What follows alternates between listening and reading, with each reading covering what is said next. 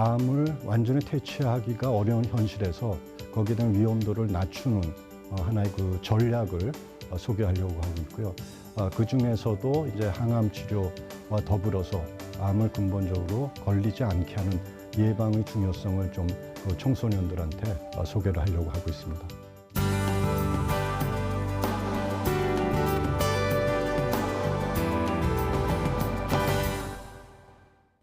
여러분들 그렇게 낯설지 않은 슬라이드인데 공통점이 있습니다. 그렇죠? 모두 다 그 사회 저명 인사면서 암으로 작고한 사람들이에요. 그래서 여기 여러분들이 가장 아마 잘 아는 사람은 여기 있는 스티브 잡스, 그죠? 그 애플 창업자면서 상당히 많은 영향을 미쳤죠. 주변에도 굉장히 많아요. 아마 여러분들 중에도 친척 중에 또 뭐 가깝게는 가족 중에 암으로 돌아가셨거나 아니면 암 때문에 고생하시는 분들이 있을 수 있고요. 일찍이 미국에서는 암과의 전쟁을 선포를 했어요. 이게 굉장히 오래됐어요. 여러분들 태어나기도 훨씬 전에 당시 뉴욕 타임즈에도 실렸는데 이거는 이제 영어로 썼지만은 하늘에서 하나님이 세상 사람들이 기도하는 소리를 들으신다면은 가장 많이 듣는 그 기도 중에 하나는 제발 나한테만은 암에 걸리지 말게 해주십시오 하는, 얼마나 그 사람들이 암에 대해서 두려움을 느꼈는지를 알 수 있겠죠. 당시에 미국 대통령이 누구냐면은 닉슨이에요. 잘 모르는 그 닉슨 대통령이 이 국민들의 이제 소원을 풀어주고자 고민했어요. 이게 69년인데 한 1, 2년 준비를 했어요. 그리고 이제 고민한 끝에 결국 암과의 전쟁을 선포하는 거예요. 이거는 이제 뭐 우리가 말로만 선포할 수 없죠. 법안이 있어야 된단 말이에요. 그리고 예산도 있어야 돼요. 그래서 이 국가 암법을 이제 발효를 하는 역사적인 장면, 거기다 이제 서명을 했고, 그리고 나서 국가암 퇴치법이 발효가 됐는데 이게 1971년, 아까 69년 12월이라는데 한 2년 후에 12월 23일이면은 크리스마스 이브를 하루 안둔 거란 말이에요. 그래서 미국 사람들한테 좋은 크리스마스 선물을 안겨준 거죠. 그래서 골자는 5년 안에 암을 정복하겠다. 여러분들 웃잖아요. 그죠? 5년 안에 정복이 안 됐단 말이에요. 결국은. 그래서 우리나라도 뒤늦게나마 암과의 전쟁을 선포를 했어요. 그래서 암 정복 10개년 계획을 해서 1기가 1996년도에서 2005년까지 10년 끝났어요. 2기가 2006년이었고 작년에 끝났어요. 이제 국가암관리법에 근거를 해가지고. 그래서 보면은 사실은 우리가 암을 정복을 하겠다고 했지만은 미국처럼 암 사망률이 10만 명당 크게 변화는 없어요. 약간 떨어지긴 했어요. 예전보다. 그러면 how to win it? 어떻게 하면 우리가 암과의 전쟁에서 승리자가 될 수 있겠는가? 그게 관건이죠. 결국 암을 우리가 퇴치한다는 건 뭐예요?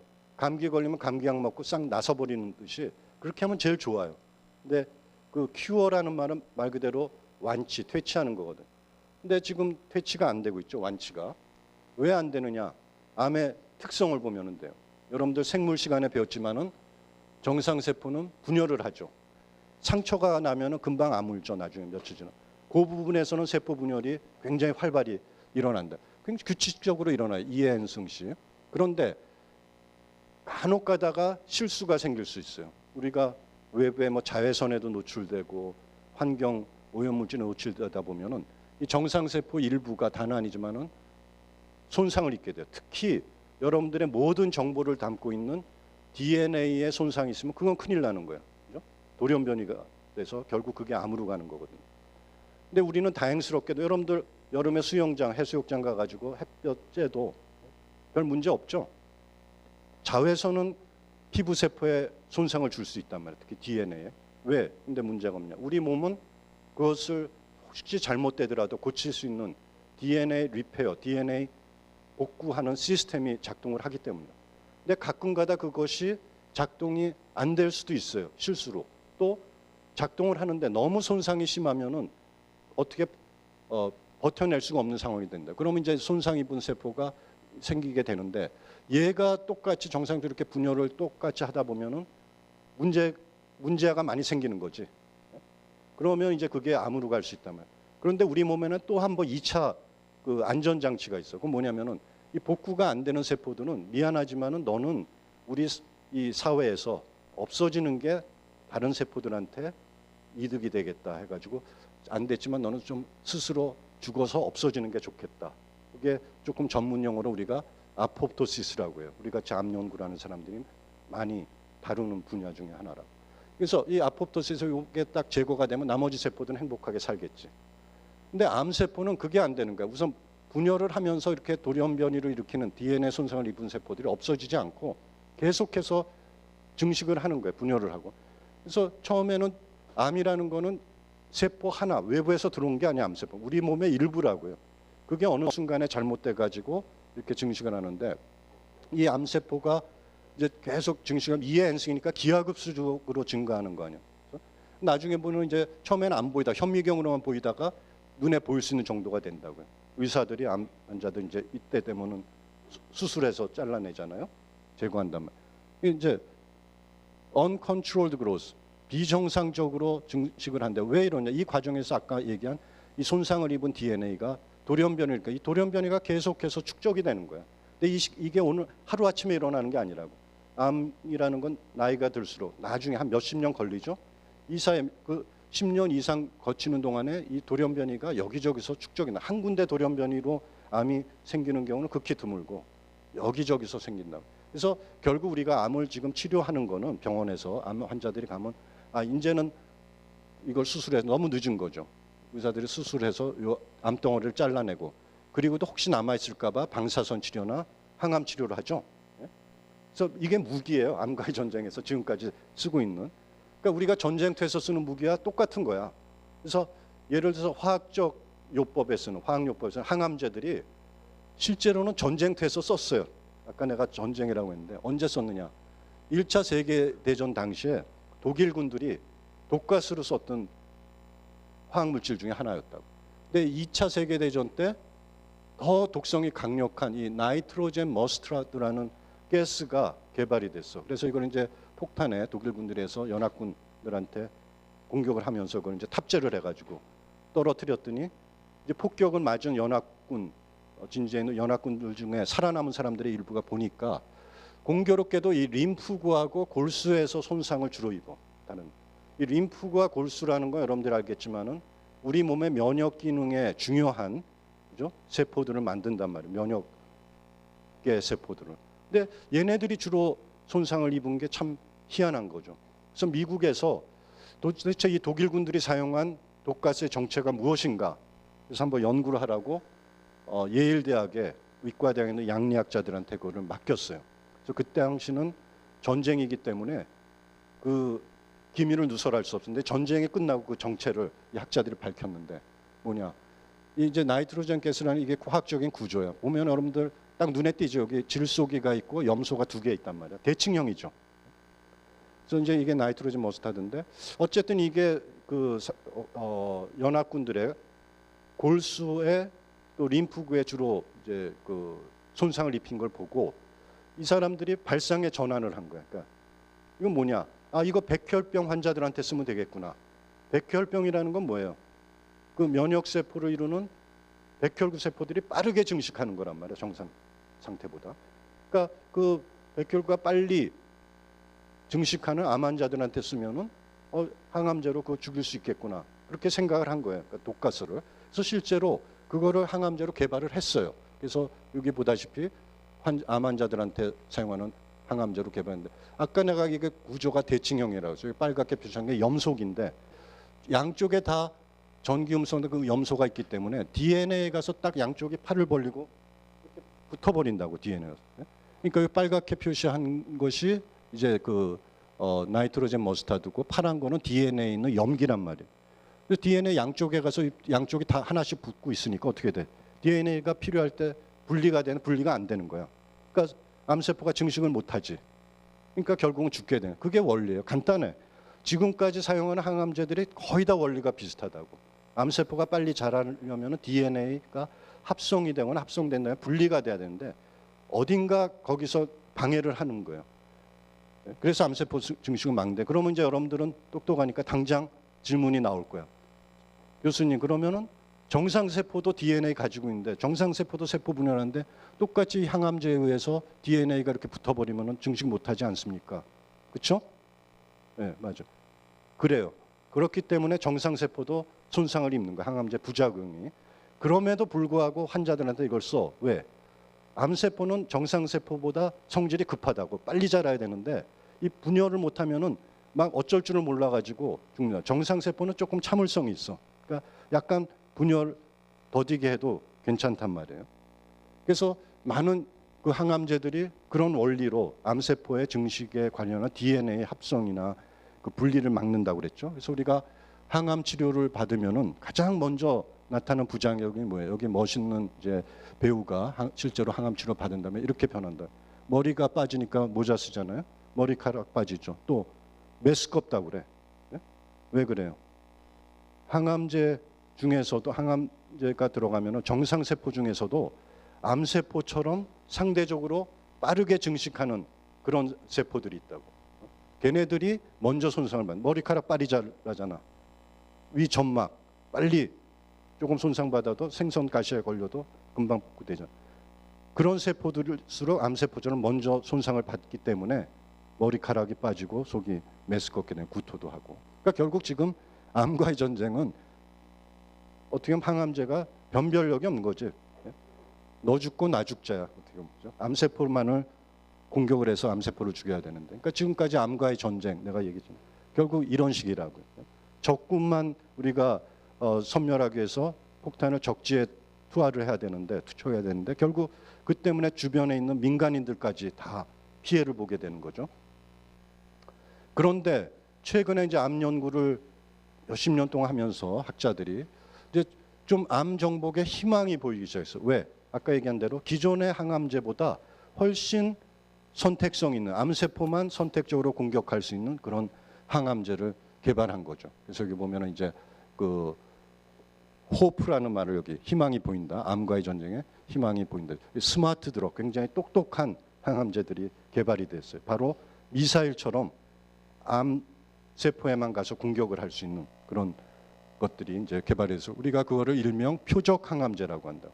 그럼 표적 항암제는 아까 그 기존에 있는 그 선택성이 없는 일반 항암제들과 차이가 있죠. 암이 가지고 있는 암만의 성질을 이용해서 그것을 이제 공격하기 때문에 부작용을 줄이면서 약효를 높일 수 있단 말이에요. 그게 이제 미사일 같은 거예요. 보면. 그래서 암세포가 일정 크기 이상으로 자라기 위해서는 영양소의 공급이 아주 왕성하게 일어나야 돼. 그 영양소는 어디로 와요? 어디서부터 와? 혈관을 타고 온단 말이에요. 그러니까 일반 정상세포도 혈관을 통해서 영양소와 산소를 공급받는데 암세포는 훨씬 더 많이 먹어야 된다고 그랬죠. 그래서 그 보급로가 많이 뚫려야 돼. 그러니까 새로 있던 혈관도 이용을 하지만은 암세포는 또 새로운 고속도로를 뚫어가지고 영양소를 공급을 받는다고. 그래서 그러한 이제 원리를 처음 제시한 분이 여기 계시는 분이에요. 미국 보스턴에 있는 하버드 그 칠드런스 하스피탈 소아 병원에 계셨던 주다 포크먼 박사 아주 유명하신 분인데 그래서 그러한 원리로 개발된 표적 항암제가 이거예요. 여기 있는 아바스틴이라는 지금 병원에서 쓰고 있어요. 암 환자들한테. 그래서 이거는 아바스틴은 혈관 생성 이 로슈라는 큰 제약회사에서 만들었는데 혈관 생성 억제를 통해서 암세포를 굶어 죽게 만드는 항암제인데 그 2006년도에 이제 이것이 처음 소개가 된 다음에 환자들에 쓰여가지고 굉장히 연평균 그 매출량이 크다고요. 그 제약회사가 큰 돈을 버는데 기여했다고 볼 수 있겠지. 여러분들 또 다른 표적 항암제 최근에 좀 귀에 익은 항암제죠. 글리백 많이 들어봤죠? 이 글리백이라는 것도 보면은 항암제 표적 암세포만 미사일처럼 공격하는데 주로 암 중에서도 이 백혈병 만성 골수성 백혈병 환자들한테 쓰는 치료제 잘 들어요. 그 외에도 상당히 또 다른 표적 항암제들이 지금 한 10종류 이상 개발이 돼서 쓰고 있어요. 환자들한테. 뭐 간암 또 유방암에 듣는 이런 항암제들이 있는데 일명 표적 항암 치료제죠. 근데 문제는 잘 듣는 대신에 비싸. 여기 보면 아까 얘기했던 아바스틴 보면은 100mg 조그만 약병 하나에 63만 원. 근데 환자 체중 킬로그램당 10mg을 2주마다 계속 맞아야 되니까 얼마나 돈이 많이 들겠어. 그렇지만 그럼 맞고도 났으면은 괜찮겠지.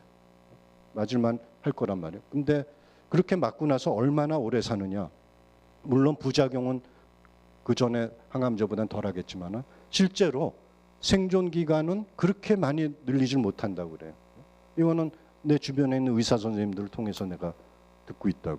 그러니까 결국 이 표적 항암제도 맞아서 완치가 되는 건 아니야.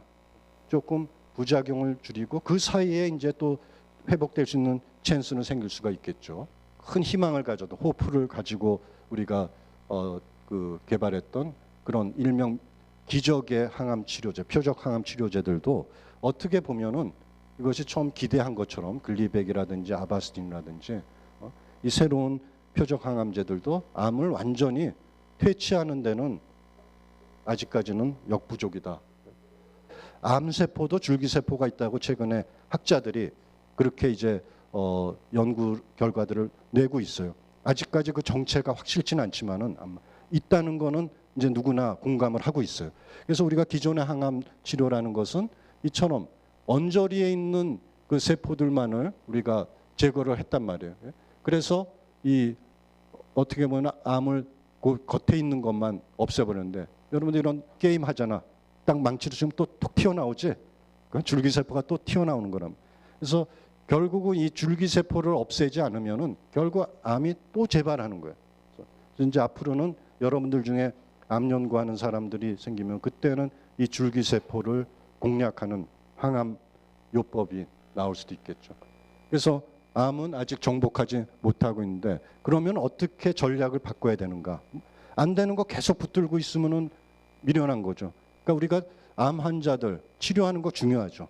암에 걸리는 거 우리가 피할 수 없으니까 치료를 하는데 제일 좋은 건 뭐야? 안 걸리는 거야. 그러니까 예방이 상당히 중요한 거. 모든 질병이 마찬가지죠. 암뿐만이 아니라. 그래서 우리가 예방을 하려면 치료도 그렇지만 원인을 알아야지. 암은 원인을 알면은 우리가 암을 일으키는 원인 많이 있어요. 근데 문제는 뭐냐? 원인이 너무 다양해. 어떤 대부분의 질병은 원인이 뭐 한두 가지니까 그것만 잘 컨트롤하면은 치료로 되고 그러는데 워낙 이게 원인이 많단 말이에요. 그 중에 그걸 크게 그런데 나눠보면은 유전적인 요인과 환경적인 요인으로 나눌 수 있어요. 아까 내가 처음에 암이라는 거는 결국 정상세포의 돌연변이, 유전자 돌연변이가 일어나서 발생한다고 그랬죠. 근데 이게 여러 군데서 일어나서 축적이 되는 거란 말이야. 어느 유전자 그 중에서도 이제 그 정체가 서서히 드러났어요. 내가 학교 다닐 때 암에 대한 공부를 할 때는 유전자 그냥 잘못돼서 암도 유전자 돌연변이 때문에 생긴다 그 정도였다고. 근데 지금 이제 교과서에 그 유전자가 딱 명시가 돼요. 뭐냐면 하나는 발암 유전자, 온코진이라고 한다. 온코진이라는 건 뭐냐? 자동차로 치면은 악셀레이터요. 악셀레이터 60km 달려야 되는데 120km 밟으면 사고 날 수 있죠. 근데 우리 몸에 아까도 얘기했지만은 그 유전자 아까 필라델피아 크로모좀 얘기하면서 그 유전자들 가지고 있다고 그랬잖아요. 그게 일종의 발암 유전자의 원조라고. 근데 걔가 60km로 우리 보통 밟으면 우리 몸에 자동차 우리가 이용하면서 큰 혜택을 보듯이 편리하듯이. 근데 엑셀레이터를 힘껏 밟아가지고 아까 그 두 개 퓨전된 것처럼 되면은 스피드업가 내가지고 신호가 너무 많이 가가지고 빨리 달려서 사고 나듯이 똑같아요. 근데 다행히 우리 몸에도 그거를 견제하기 위해서 억제하는 자동차 브레이크 역할을 하는 억제 유전자가 있어요. 튜머 서프레서진이라고 하는데 이 두 개가 잘 이제 작동을 해야 된다고. 그죠? 너무 힘껏 밟아도 안 되고 브레이크가 잘 안 들어도 안 되는데 상식적으로 생각을 해보세요. 사고가 날 때 자동차 사고가 날 때 악셀레이터를 힘껏 밟은 거하고 브레이크가 안 들은 거하고 어떤 게 더 위험하다고 느껴져? 그렇지? 브레이크라고 엑셀레이터 힘껏 밟는 거는 잘하면은 어느 정도는 피할 수 있어. 그 기술이 좋으면. 근데 브레이크 안 들으면은 그거는 어쩔 수가 없잖아. 브레이크가 고장난 상태에서 악셀레이터를 힘껏 밟는다. 그건 뭐 여지없이 사고 나는 거지. 암이 그런 거라. 아까 얘기했지만 유전자 돌연변인데 대개는 이 발암 유전자, 종양 억제 유전자가 다 고장이 나서 그게 유전자들이 합쳐진 경우가 많은데 그 중에서도 이 브레이크 역할은 종양 억제 유전자가 잘못되면서 암이 생기는 경우가 많다고. 특히 유전적으로 태어나면서부터 어떤 암에 걸릴 확률이 많은 사람. 요 두 가지만 예를 들게. 하나는 유전성 유방암, 또 하나는 유전적으로 대장암에 대한 그 발생률이 높은 사람들. 가족성 용종증이라고. 태어나면서부터 대장암에 걸릴 확률이 높은 사람. 용종이라는 거는 뭐예요? 대장에 있는, 이건 암은 아니야. 예? 약간 혹 같은 건데 보통 한두 개씩 생길 수 있어요. 내 나이 되면 나도 대장 내시경 하면서 수면내니까 그 의사 선생님이 몇 개 있어서 잘랐다고 하더라고. 없애버렸다고. 뭐 사실은 한두 개 별 큰 문제는 안 되지만 조금 미심쩍으니까 없어지는데, 그런데 보통 사람들은 이게 잘 안 생기고 억제가 된다. 왜? 브레이크가 있기 때문에. 보통 우리가 다 그 유전자가 뭐냐면 APC라는 억제 유전자, 튜머 서프레서, 자동차로 치면 브레이크 역할을 하는. 근데 이 유전자가 태어나면서부터 부모로부터 잘못된 걸 가지고 태어나는 경우는 어떻게 되느냐?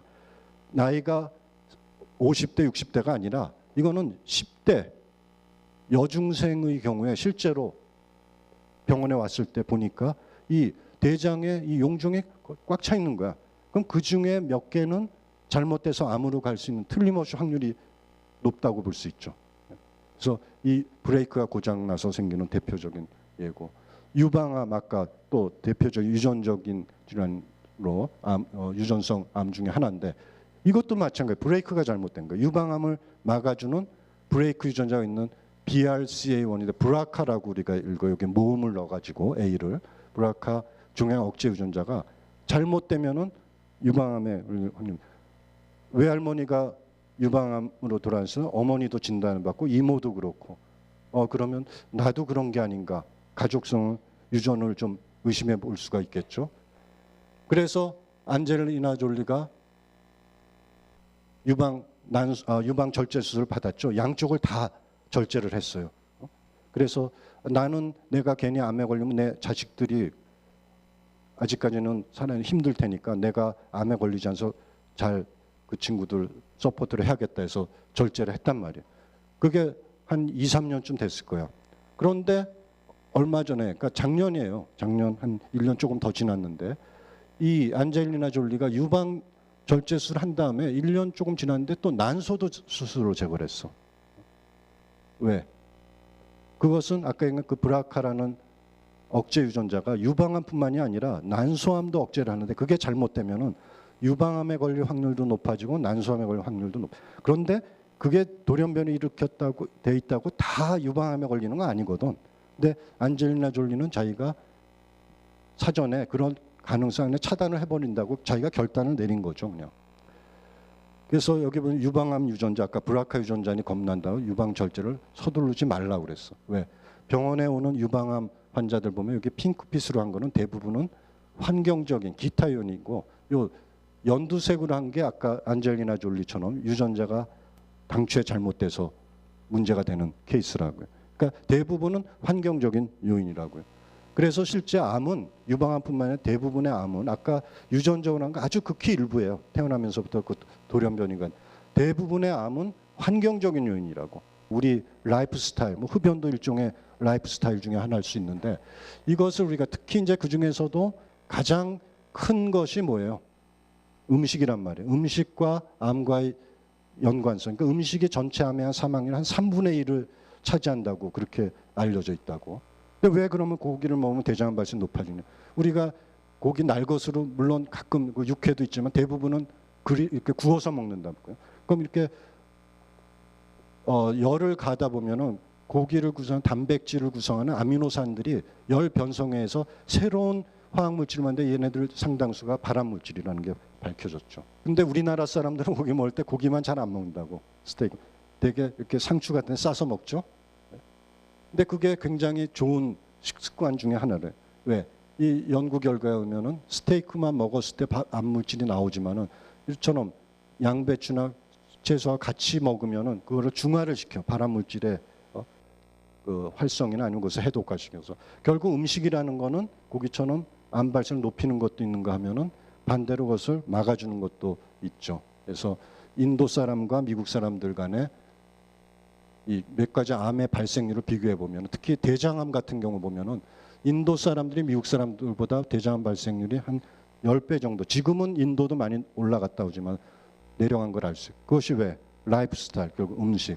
미국 사람들은 대장암 발생 높은 육류 소비량이 높은 반면에 인도 사람들은 종교적인 이유도 있지만 낮고, 또 그것을 막아주는 이 카레와 같은 향신료가 드는 음식을 많이 먹기 때문에, 특히 카레에 있는 어떤 특정 화학 물질들이 암 발생을 막아주는 작용을 한다는 게 연구 결과 많이 나왔어요. 그래서 여기 있는 커큐민이라는 것이 카레의 노란색 소인데, 그래서 뭐 이 아까 유방암 얘기했지만은 동양 여성들이 서구 여성들보다 유방암 발생률이 낮은 이유 중에 하나가 콩이, 여러 가지 이유가 있는데 연구를 해보니까 콩이 들어있는 음식을 많이 먹기 때문이다. 콩에 있는 이 제니스틴이라는 화학 물질이 암 발생을 억제하거나 암세포의 증식을 막는다는 연구 결과들이 있어요. 그래서 미국에서는 이런 채소나 과일이 들어있는 음식을 좀 많이 먹어서 암이라는 각종 질병의 발생률을 낮추자. 그리고 5 a day라는 캠페인을 벌였어요. 이게 하루에 5차례 뭐를?